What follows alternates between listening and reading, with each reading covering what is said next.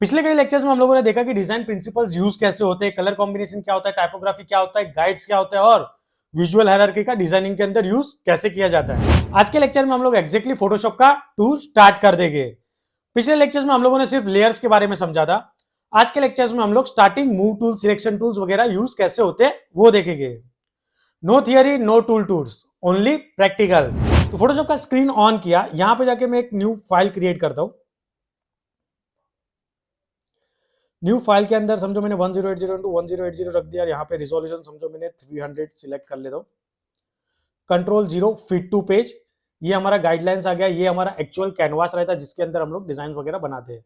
ये right side में layer panel हो गया और लेफ्ट साइड में हमारा टूल बॉक्स हो गया। ये हमारा प्रॉपर्टी पैनल होता है। जैसे कंट्रोल O इमेज ओपन कर लेता हूँ, कोई भी एक इमेज ले लेता हूँ। फिर आपको यहाँ से ड्रैग एंड ड्रॉप करना रहेगा, फिर यहाँ से यहाँ पे ड्रैग एंड ड्रॉप, ये इसका काम हो गया। अभी मूव टूल से आप मूव तो कर रहे हो। अभी यहां पे समझो मैंने एक टेक्स्ट लिख दिया,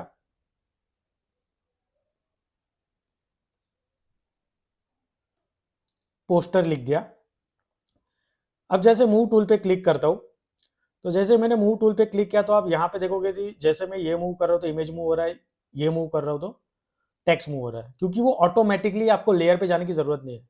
जब ये ऑटो सिलेक्टेड ऑफ रहेगा तब आपको एक्चुअल आप ये मूव करोगे तो यही होगा, और इमेज मूव करने जाओगे तो भी आपका टेक्स्ट ही मूव होगा, क्योंकि यहां पे लेयर पैनल में आपका टेक्स्ट सिलेक्टेड है, ना कि लेयर जो इमेज वाला है।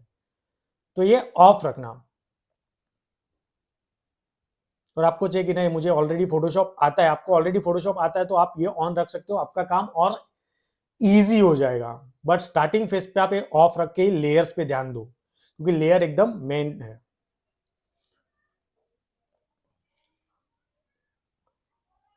अब जैसे मूव टूल हो गया, अभी इसका मुझे साइज इंक्रीज डिक्रीज करना है तो ट्रांसफॉर्म सिलेक्शन कंट्रोल T के अलावा एडिट में जाके आप यहां से भी कर सकते हो। Free transform control T shortcut है। जैसे टेक्स्ट का लेयर सिलेक्टेड था इसके लिए इस पे हुआ, अभी इमेज का लेयर सिलेक्टेड रखो, control T control 0 fit to page. अभी एग्जैक्ट इसका साइज छोटा बड़ा कर सकते हो आप लोग ट्रांसफॉर्म से।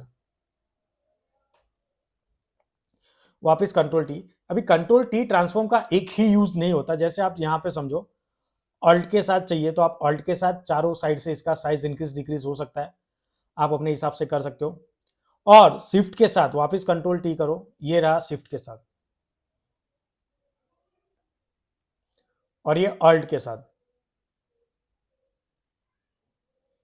और जैसे आपने कंट्रोल बटन प्रेस करके रखोगे तो ऐसे होगा स्क्यू टाइप।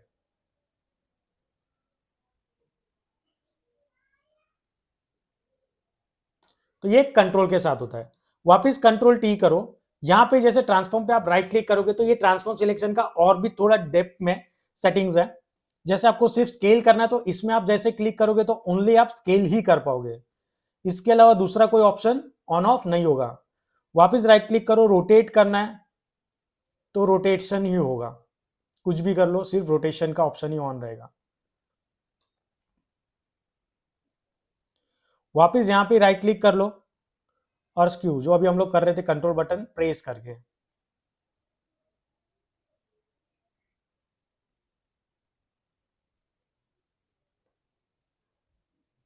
वापस राइट क्लिक और डिस्टॉर्ट करना है तो आप जैसे चाहो वैसे इस इमेज को कर सकते हो, ऐसा चारों साइड से। जो अभी वो परफेक्टली हो रहा था, ये परफेक्टली नहीं, पूरा स्लैंट। जो अभी कंट्रोल बटन प्रेस करके किया था वो डिस्टॉर्ट हो रहा था। वापस कंट्रोल T और राइट क्लिक, और पर्सपेक्टिव टाइप चाहिए तो दोनों साइड से, दोनों कॉर्नर से ऐसा। वापस कंट्रोल T, राइट क्लिक और रैप टाइप करना है। तो ये आप कॉर्नर से इसको जैसा चाहिए वैसे, समझो ये वाला कॉर्नर है या ये वाला कॉर्नर है, क्लिक एंड ड्रैग करके ऐसा आप रैप जैसा कर सकते हो। हाँ, ये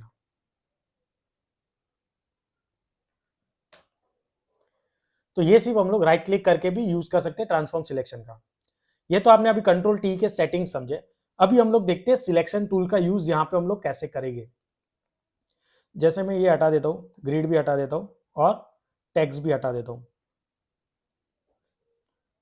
ओके, टेक्स्ट वाला लेयर पे क्लिक करके मैं इसको हटा देता हूँ। अब कंट्रोल ओ इमेज ओपन, जो हम लोगों ने इमेज सिलेक्ट किया था यही। अब यहाँ पे जब आप इमेज सिलेक्ट करते हो तो ये सारे सिलेक्शन टूल्स हैं। ये रेक्टेंगल सिलेक्शन टूल मतलब आपने यहाँ पे सिलेक्ट किया और जब मूव करोगे तो आपका एग्जैक्टली उतना ही पार्ट मूव होके यहाँ पे आएगा। ये थोड़ा फास्ट रिकैप करवा देता हूँ क्योंकि ये ज़्यादातर यूज छोटे मोटे पार्ट्स में यूज होगा। बट ये सिलेक्शन का एक प्रॉपर्टी एक ईजी है, ये ध्यान से याद रखना। ये क्या रहता है, न्यू सिलेक्शन रहता है। मतलब आप हर बार जितना भी क्लिक करके न्यू क्रिएट करते जाओगे वो न्यू सिलेक्शन बनते ही जाएगा। ये रहता है ऐड सिलेक्शन, मतलब वही सिलेक्शन पार्ट में मुझे और भी सिलेक्शन ऐड करते जाने। और उसके बाद है सबट्रैक्ट। सबट्रैक्ट का मतलब है कि ये सिलेक्शन में हटाना चाहते हो तो माइनस हो जाएगा। और ये रहता है इंटरसेक्ट टाइप, मतलब ये दोनों में से मैंने जो भी पार्ट सिलेक्ट करूंगा उतना ही सिलेक्टेड रहेगा, बाकी का हट जाएगा। मतलब ओवरलैपिंग पार्ट बच जाएगा, बाकी का रिमूव हो जाएगा। इतना क्लियरली समझा होगा। अब ये सिलेक्शन को हटाना है तो बार बार सिलेक्ट में जाके कंट्रोल डी ना करना पड़े तो उसके लिए शॉर्टकट याद रख लो, कंट्रोल डी डी सिलेक्ट। ये जो सारी शॉर्टकट है, control T, control zero, control D, ये आपको डेली रूटीन पे यूज होने वाले हैं। अब जैसे मैंने ये लिया, अभी मैं सिलेक्ट करने के पहले यहां पे फेदर ऑप्शन पे रखता हूं 8 एंड ओके। अभी मैंने जैसे ही सिलेक्ट कर लिया इतना पार्ट और मैं मूव टूल से मूव करूंगा तो देखो ये जो सिलेक्शन है, मैं ऑटो सिलेक्ट ऑन रखता हूं क्योंकि मुझे आता है। अभी ये देखो जो फेदर वाला ऑप्शन है वो एकदम फेडेड दिख रहा है आउटलाइन, और ये जो है वो एज उसका एग्जैक्ट शार्प दिख रहा है। तो ये डिफरेंस रहता है फेदर और विदाउट फेदर के ऑप्शन में। तो फेदर ज्यादा भी मत रखना वरना ओवरलैपिंग में प्रॉब्लम हो जाती है। Control D. तो ये सारे रो और कॉलम्स मतलब same as it is selection tools है। अभी ये जो यूज है इसमें से दो चार, जैसे कि समझो अभी ये सिलेक्शन ब्रश टूल, आप अपने हिसाब से ऐसा सिलेक्ट कर सकते हो। समझो मैंने इसको इतना दे दिया, ये मैंने एग्जैक्ट उसको सिलेक्ट कर दिया, तो देखो ऑटोमेटिकली वैसे उतना सिलेक्ट करके मिल गया मूव टूल में से। डी सिलेक्ट, ये वाला ऑप्शन 2026 वाले में मिलेगा, 2025-26 में उसके पहले वाले में नहीं मिलेगा। जैसे लैसो टूल है तो लैसो टूल भी आपको रफली सिलेक्ट करेगा, क्लिक एंड ड्रैग करके ही करना पड़ेगा, माउस का लेफ्ट क्लिक और ड्रैग एंड ड्रॉप।